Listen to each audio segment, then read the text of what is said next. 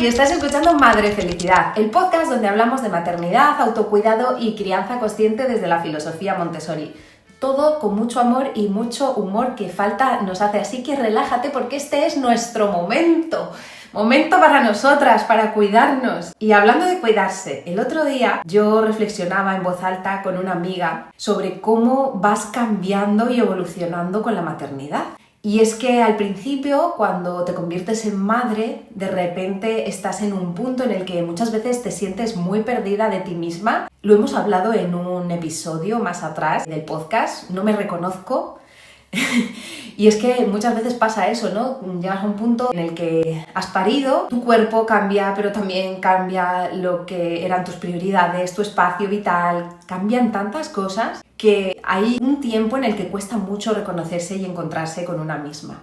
Pero luego va pasando el tiempo, los niños, las niñas van creciendo y tú vas recuperando un poco tus espacios, tu tiempo, tu energía, el sueño, que se recupera, prometido que se recupera.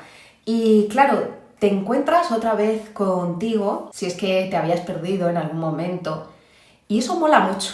Porque es como cuando te encuentras con un viejo amigo o una vieja amiga que hace mucho tiempo que no ves y de repente ves que ha mejorado, que ha crecido, que ha evolucionado y dices, wow, esta persona, ¿cómo ha cambiado a todos los niveles? Pues así estoy yo en este punto ahora mismo, reencontrándome porque muchas veces os cuento, ¿no?, cosas de mí y tal, y os he contado que estoy en un punto de mi crianza en el que estamos despidiendo una etapa. Hemos hablado también de ello en el podcast, del duelo que supone despedir la infancia de nuestros hijos, ese momento de nostalgia y tal, de tener que desapegarte, y también estoy viviendo un momento en el que me estoy reencontrando con una versión que me gusta mucho más de mí, porque ahora me veo mucho más segura, con mucha más confianza, mucho más consciente, con mis prioridades mucho más ordenadas de lo que las tenía antes de ser madre, y con la intención y la voluntad y las ganas de vivir la vida con propósito, de perseguir sueños, y siento que me quiero comer el mundo y tengo muchas ganas de también,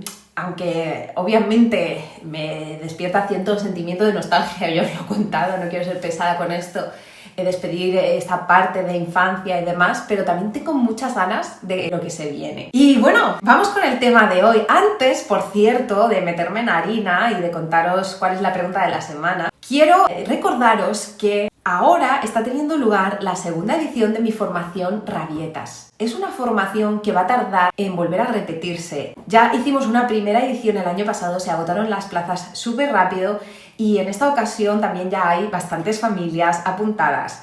Queda nada, una semanita más o menos, día arriba, día abajo, para que cerremos las plazas, que se cierran el día 15 de junio.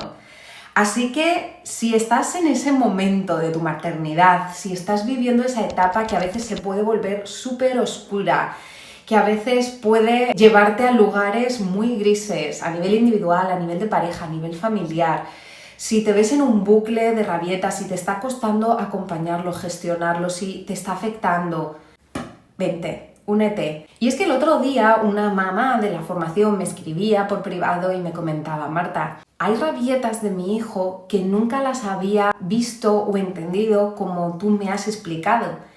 Y gracias a escucharte he podido no solo dejar de contaminarme con muchos pensamientos que venían de creencias limitantes, de patrones que yo he aprendido, de lo que yo viví cuando era niña, sino que ahora, con todas estas herramientas que yo tengo, no solo puedo estar mucho más tranquila, mucho más serena a la hora de acompañarle y tener más perspectiva, sino que también siento que tengo herramientas para acompañarle y para que él construya una inteligencia emocional sana desde el principio y no tenga que trabajarse como yo he tenido que hacerlo ya de adulta. Si estáis en esa etapa, no penséis que es tarde o no penséis que es demasiado pronto, porque hay niños que empiezan muy pronto y hay niños que prolongan las rabietas hasta bien tarde. Y veniros, que siempre estáis a tiempo de aprender herramientas, conciencia y sobre todo de sentiros acompañadas, que mucha falta nos hace. Y ahora sí, ahora vamos con el tema de la semana. Esta semana una madre me escribió por mail y me dijo, Marta, ¿Cómo hago para que mi hijo no se hunda cuando saca malas notas? No quiero premiar todo, pero tampoco quiero que piense que su valor depende de eso. Recordad que podéis enviarme vuestras preguntas al mail madrefelicidad@outlook.com. ¡Ay, qué difícil este tema! Porque las notas nos remueven a todas y a todos. Llevan también a nuestra infancia, a lo que esperaban de nosotras cuando llegábamos con ese papel, a ese miedo a decepcionar, al valor que nos dieron o que no nos dieron por nuestros resultados. Pero empecemos por lo básico. Y es que nuestros hijos no son un número, ni un 5, ni un 10, ni un suspenso en matemáticas. Las notas no definen a las personas, reflejan como mucho una parte de su desempeño en un entorno muy concreto, con unas condiciones muy concretas y muchas veces nada personalizadas. Y sin embargo, ¿cuánto pesan? ¿Cuánto pueden doler? ¿Cuánto pueden condicionar cómo se ven a sí mismos? Así que vamos a desmontar algunas creencias, vamos a ver cómo acompañar desde otra mirada, cómo enfocar las conversaciones con nuestros hijos y qué podemos hacer cuando llegan las famosas notas. Lo primero es cambiar el foco. En lugar de preguntar ¿qué nota has sacado en matemáticas?, podemos empezar por ¿cómo te has sentido haciendo este examen? ¿Crees que te ha salido bien? ¿Qué crees que podrías hacer diferente la próxima vez? ¿En qué te has esforzado más este trimestre? Y es que cuando ponemos el foco en el proceso, les estamos diciendo, me importa tu actitud, tu constancia, tus ganas, tu aprendizaje y no solo el resultado final. A veces el resultado no llega, pero el esfuerzo está. Y otras veces la nota es buena, pero ha sido a costa de ansiedad, insomnio, llantos y una autoexigencia brutal. ¿De verdad eso es lo que queremos premiar? Y la gran pregunta de muchas madres y de muchos padres es, pero Marta, ¿y si no ha habido esfuerzo? Pues entonces lo que toca no es castigar ni sermonear durante 3 horas, sino entender qué es lo que está pasando. Porque detrás de una desgana puede haber muchas cosas. Una asignatura que se les está atragantando, un profe con el que no se sienten cómodos, un trastorno de aprendizaje no detectado. Puede haber bullying, ansiedad, problemas de autoestima. Una situación en casa que les tiene desbordados. Una madre me escribió una vez diciéndome que su hija había pasado de sacar 9 y 10 a suspender en cadena prácticamente. Y lo primero que había pensado esta mamá es, se está relajando, está en la edad del pavo, pero al hablar con la niña resultó que una compañera llevaba meses haciéndola al vacío, burlándose de ella delante de la clase.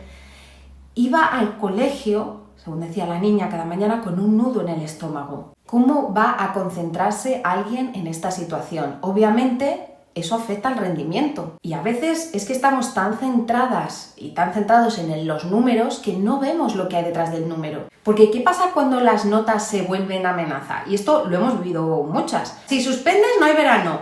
Como no saques por lo menos un 8 en matemáticas, te quedas sin consola. O la versión moderna muchas veces. Como no apruebes, no hay TikTok. ¿Funciona? Sí, pero a costa de miedo, presión y desconexión. La motivación que nace del miedo no dura. Y lo peor, no enseña a autovalorarse. Solo enseña a evitar el castigo. Lo que necesitamos no es que los niños tengan miedo de suspender, sino que sientan ganas de aprender, de mejorar, de superarse y sobre todo, que se sientan acompañados y que se sientan alentados cuando algo les cuesta. Sobre todo para que forjen una imagen sana de sí mismos. Y eso nace del acompañamiento respetuoso, de marcar expectativas claras pero realistas y de ayudarlos a encontrar sentido a lo que estudian. Me acuerdo de una situación que nos pasó a nosotros. A mi hijo le ha costado siempre mucho el inglés y un día pues vino con una nota que no sé si era un 4 o un 4 y pico, no lo recuerdo. Cuando lo vi me miró como esperando un poco como la bronca, ¿no? Y lo que hice fue sentarme con él y preguntarle, ¿qué crees que ha pasado? Pues no me acordaba, me puse nervioso. ¿Y qué crees que podrías hacer para prepararlo de otra forma para la próxima vez?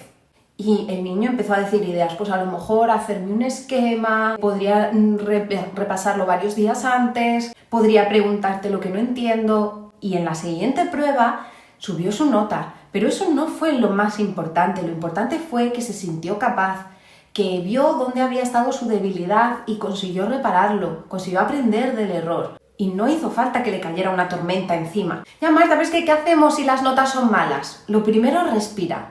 No hagas un juicio inmediato. Haz preguntas, explora y, sobre todo, recuerda esto. Tu hijo no es menos valioso por sacar malas notas y su éxito en la vida no va a depender de que suspenda en tercero de ESO matemáticas, porque cuando le transmites que vale igual, que le quieres igual, que le das ese sostén seguro desde el que puede levantarse, la forma de verse a sí mismos cambia.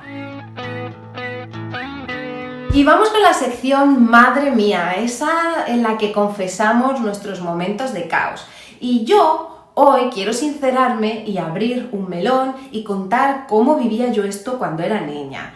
Mis padres me han educado con todo el amor del mundo, pero yo he recibido una educación como la mayoría de las personas de nuestra generación, más basada en el autoritarismo, en el control. Yo he cargado durante muchos años con esa etiqueta de niña buena y tengo que decir que yo siempre he sido de buenas notas, siempre sacaba muy buenas notas en el cole. Pero fíjate, recuerdo un día que yo estaba en el colegio, lo que no recuerdo exactamente en qué curso, era en el cole, pues supongo que estaría como en primero de ESO, segundo de ESO, y recuerdo que en ese trimestre saqué muy buenas notas. Pero recuerdo sacar una nota un poquito más flojita, que era como un 7, eran todo 8, 9, 10, y una nota era más flojita, era como un 6 o un 7. Y recuerdo que el primer comentario, y es que eso lo recuerdo y lo voy a recordar mucho tiempo, el primer comentario de mi madre es: ¿y en esta qué ha pasado? ¡Wow! Y es que tú esperas validación, esperas que te reconozcan tus esfuerzos, porque no tiene por qué haber pasado nada, simplemente eso te cuesta un poco más, puede que te hayas esforzado igual, incluso que te has esforzado de más o lo has vivido con ansiedad otras asignaturas, y cuando esperas apoyo y sentirte segura y acompañada, recibes un ¿y con esta qué ha pasado? A mí eso me ha ayudado a darme cuenta un poco de dónde me viene muchas veces esa hiperexigencia, y que ese y con esta que ha pasado me ha retumbado durante mucho tiempo en mi voz interior. Y hoy sé que quiero hacerlo de otra manera. Tengo las herramientas, tengo la conciencia y tengo ya la madurez para hacerlo de otra manera. Así que espero que esta historia os inspire también a vosotros para hacerlo de otra manera a como muchas veces lo vivimos nosotros cuando éramos niños, cuando éramos niñas. Y vamos con ese momento madre feliz, con tips prácticos, concretos, para ese momento notas. Mira, la primera cosita que os voy a decir es hacer una reunión de feedback familiar, que no sea solo el boletín de notas en la mesa. Pregunta qué les ha costado, qué les ha gustado, en qué se han sentido más fuertes, dónde se lo han pasado mejor, qué les ha interesado más, que lo verbalicen. En segundo lugar, voy a decir algo que es como muy de perogrullo, pero bueno, por si acaso siempre está bien recordarlo. Evita las comparaciones. Ni con hermanos, ni con el hijo de la vecina, ni con sus primos. Cada niño tiene su ritmo, sus habilidades, sus fortalezas, sus debilidades y sus momentos. En tercer lugar, y esto es una idea súper bonita, crea un mural de logros del trimestre. No solo los académicos, He aprendido a multiplicar, he hecho una exposición oral, también he ayudado a un compañero, este compañero se sintió mejor gracias a, me he sentido bien cuando he tenido esta experiencia, y celebradlo. En cuarto lugar, poned metas concretas juntos. Por ejemplo, este trimestre quiero organizarme mejor con los deberes. Voy a probar a hacer un esquema visual para estudiar, matemáticas. Cosas pequeñas pero reales que le puedan ayudar y que le puedan hacer más fácil su día a día, sus tareas, etc. En quinto lugar, si hay suspensos, investiga con calma. Pide una tutoría. Esto es súper importante y no deberíamos hacerlo solo cuando recibimos las notas y vemos que han suspendido. Deberíamos tener una comunicación fluida con la escuela para saber cómo van, qué les está costando. Comunicación con el colegio. Habla con el niño también, observa su estado emocional, si está teniendo cambios en casa, de apetito, de comportamiento, porque a veces lo académico es solo la punta del iceberg. En sexto lugar, crea un plan visual de estudio y de organización con él o con ella, sobre todo ya para niños que son un poquito más mayores. No hace falta aplicaciones carísimas, un calendario de pared con colores, con días de repaso, con días de descanso, con planes que nos motiven y hacerlo juntos. En séptimo lugar, haz rituales de cierre de trimestre, una comida especial, una tarde de cine, una carta con lo que han aprendido. Algo que cierre el ciclo con cariño y no con tensión. Y hasta aquí el episodio de hoy. Espero que te haya hecho reflexionar, que te hayas reído un poquito con las cosas que te cuento, que te inspire, que te vayas con ideas reales para acompañar a tus peques en este momento tan delicado que son las notas. Recuerda que esta es la última semana para apuntarte a mi curso Rabietas con esa mirada respetuosa. Te dejo el enlace directo en la descripción de este episodio. Y si este podcast te ha gustado, te ha inspirado, te ha ayudado, te invito a que hagas algo muy sencillo. Lo primero, seguirlo en Spotify, porque así vas a poder seguir aprendiendo, inspirándote. Lo segundo, que marques con 5 estrellitas, porque es algo que cuesta muy poquito y a mí me da un impulso súper grande. Y si lo estás viendo desde YouTube, puedes suscribirte y dar una manita arriba. Y si quieres seguir aprendiendo, puedes seguirme en Instagram y en TikTok como Pequefelicidad y mandarme tus preguntas para que las tratemos en los siguientes episodios del podcast al correo electrónico madrefelicidad@outlook.com. También puedes seguir la cuenta oficial del podcast, que es madrefelicidad.podcast en Instagram. Gracias por acompañarme en este ratito, por criar con consciencia, con humor y sobre todo con mucho amor. Nos escuchamos en el próximo episodio. ¡Chao!